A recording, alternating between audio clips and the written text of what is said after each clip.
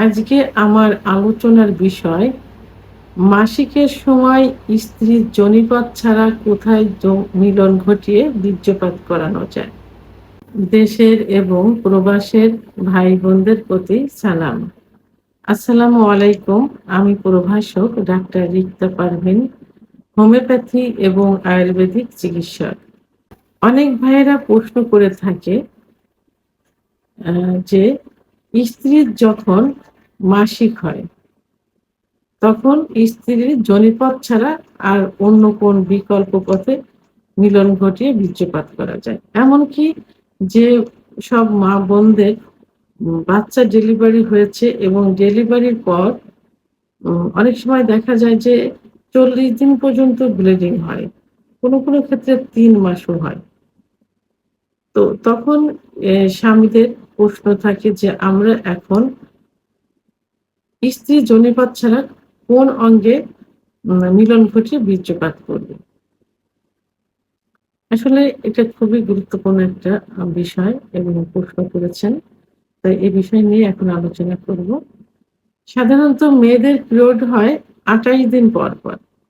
কোনো মহিলাদের ৩০ দিন পর হয়, কোনো মহিলাদের ৩৫ দিন পর হয়।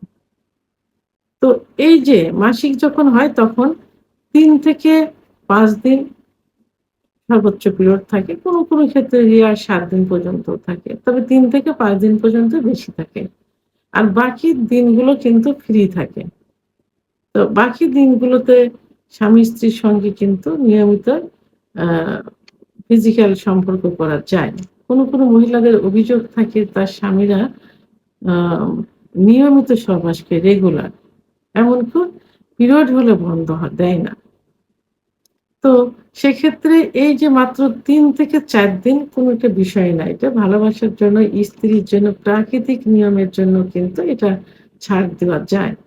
আবার বাচ্চা ডেলিভারির পর যেটা হয় এটাও প্রাকৃতিক একটা নিয়ম যে ৩ মাস পর্যন্ত থাকে।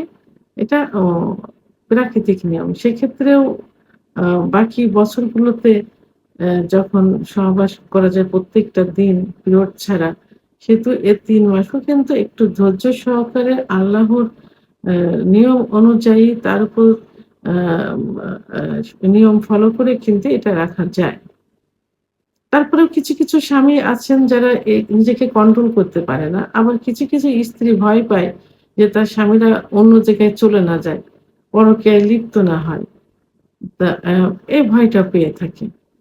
তো সেক্ষেত্রে আ আল্লাহ তাআলা কিন্তু আম আ সহবাসের জন্য নির্দিষ্ট জায়গা নির্ধারণ করে দিয়েছেন। সে জায়গাটা হলো স্ত্রীর যোনিপথ। যোনিপথই উপযুক্ত একটা জায়গা এবং খোদা তাআলার বিধান অনুযায়ী। তো সেই নিয়ম অনুযায়ী যোনিপথ দিয়ে সহবাস করার নিয়ম। কিন্তু অ্যা এখন অনেকেই দেখা যায় যে অ্যা রেকটাম অর্থাৎ মলদ্বার পায়ুপথ দিয়ে সহবাস করে থাকে। এটা কিন্তু ইসলামিক ধর্মীয় রীতি অনুযায়ী সম্পূর্ণ গুনাহের কাজ। কবিরা গুনাহ এটা। এ পথ দিয়ে যৌন মিলন কখনোই করা যাবে না। ইসলামের দৃষ্টিকোণ থেকে কবিরা গুনাহ, মেডিকেল সায়েন্স এ কিন্তু এ এই পায়ুপথ কেন? পায়ুপথটা আল্লাহ তাআলা সৃষ্টি করেছেন পেটের সমস্ত বর্জ্য পদার্থ বের করে দেওয়ার জন্য, ময়লা আবর্জনা বের করে দেওয়ার জন্য। এবং মেডিকেল সায়েন্স এ পায়ুপথ কিন্তু সহবাসের জায়গা না। কারণ এখানে কোন রকম সেক্সুয়াল আ আ কোনো আ আ আ র রস কামরাস এখান থেকে কিন্তু আসে না। এখান থেকে পেটের সব বর্জ্য বের হয়ে যায়। তো এখন যদি এখানে আ স্ত্রীকে জোর করে এপাশ দিয়ে সহবাস করা হয়, শুধু তাহলে এখানে কিছু টিস্যু থাকে। এই টিস্যু গুলো অনেক সময় চিড়ে যায়। চিড়ে গেলে কি হয়? পর্যাপ্ত ব্লিডিং হয়। অনেক সময় রোগীর মৃত্যু কিন্তু হতে পারে। আবার এখান থেকে কিন্তু পাইলস হয়। রেকটাম দিয়ে সহবাস করলে পাইলস হয় এবং ফিস্চুলা হতে পারে। আবার মলদ্বার অনেক বড় হয়ে যায়। তখন মলের বেগ আসলে অনেক সময় কিন্তু ওটা চেপে রাখা যায় না। এমনিতেই হয়ে যায়। আ মলদ্বার দিয়ে সহবাস করলে অনেক সময় দেখা যায় যে ইনফেকশন গুলো ভিতরে হয় এর থেকে ক্যান্সার হওয়ার ঝুঁকি থেকে যায়। সেহেতু মলদ্বার দিয়ে কখনো সহবাস করা যাবে না। আবার অনেকে মুখে ওরাল সেক্স মুখ দিয়ে আ মুখে মিলন ঘটিয়ে বীর্যপাত ঘটায়। এটা একেবারেই আমার মনে হয় বিকৃতি রুচির একটা বহিঃপ্রকাশ। সেহেতু এ বাড়িতে করা যাবে না। কারণ আম স্বামী-স্ত্রী উভয়ের গোপন কিছু রোগ থাকতে পারে।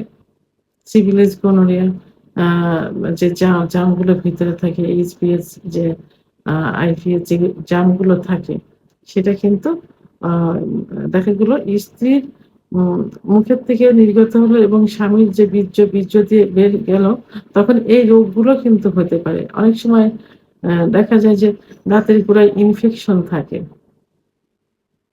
এই ইনফেকশনটাও কিন্তু স্বামীর ভিতরে যাইতে পারে। এজন্য মুখ দিয়েও মিলন ঘটানো কখনোই উচিত না। তাহলে একান্তই যদি প্রয়োজন হয়, স্বামীকে ভয় পাচ্ছে, স্বামী বাইরে চলে যাবে, অন্য মেয়ের প্রতি আসক্ত হয়ে যাবে এবং ভালোবাসার বহিঃপ্রকাশ উভয়ের জন্য, সেক্ষেত্রে কি করতে পারেন? স্ত্রী আলতোভাবে স্বামীর অলিভ অয়েল অথবা নারিকেল তেল হাতে নিয়ে আলতোভাবে মৈথুন করে স্বামীর বীর্যপাত ঘটাতে পারেন। যেন লিঙ্গের উপর কোন রকম প্রেশার না হয়। দ্বিতীয় যেটা সেটা হলো যে আ মা স্ত্রী তার আ স্তনের ২ টা স্তনের মাঝে স্ত্রীর যে জায়গাটা থাকে, স্ত্রীর ২ টা স্তন চেপে ধরলে স্বামী স্তন ২ স্তনের মাঝ দিয়েও উম মৈথুন করে অর্থাৎ মিলন করে বীর্যপাত ঘটাতে পারে। এখানে কিন্তু চরম সুখ অনুভব হয়। কোনো ক্ষেত্রে দেখা যায় যে যোনিপথ দিয়ে সহবাস করলে যে সুখ আসে তার থেকে বেশি সুখ কিন্তু এই ২ স্তনের মাঝে সহবাস করলে হয়।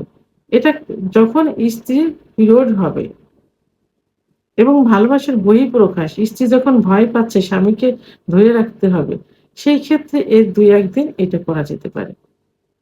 আর যতদূর সম্ভব কন্ট্রোল করাই উচিত, না করাই উচিত। কারণ ৩ টা দিন এটা আল্লাহর কিন্তু একটা পরীক্ষা, ধৈর্যের একটা পরীক্ষা।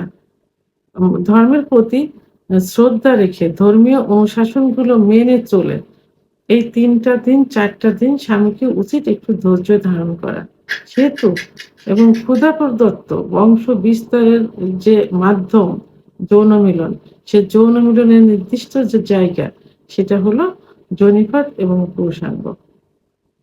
তো এই ৩ টা দিন ধৈর্য ধারণ করে এই ইসলামিক রীতি অনুযায়ী এই ধারাটাই অব্যাহত রাখা উচিত। ভিডিওটি সম্পর্কে যদি কোনো মতামত থেকে থাকে অবশ্যই কমেন্টস এর মাধ্যমে জানাবেন। আর ভিডিওটি ভালো লাগলে লাইক, কমেন্ট, সাবস্ক্রাইব করে আমার সঙ্গে থাকুন। আল্লাহ হাফেজ।